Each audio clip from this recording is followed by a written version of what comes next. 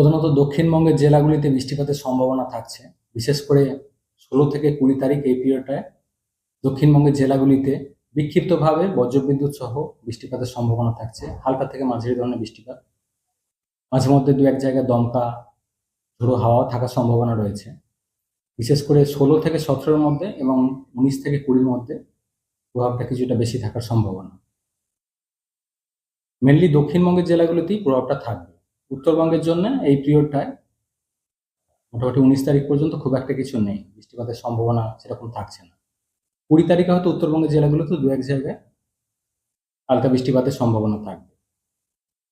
15 তারিখে অর্থাৎ আজকেও কিছুটা সম্ভাবনা থাকবে দক্ষিণবঙ্গের দক্ষিণের জেলাগুলোয়, বিশেষ করে ঝাড়গ্রাম, পূর্ব পশ্চিম মেদিনীপুর, দক্ষিণ 24 পরগনা, সেই সাথে পার্শ্ববর্তী জেলাগুলো দু এক জায়গায় লোকালাইজড থান্ডারস্টর্ম অ্যাক্টিভিটির জন্য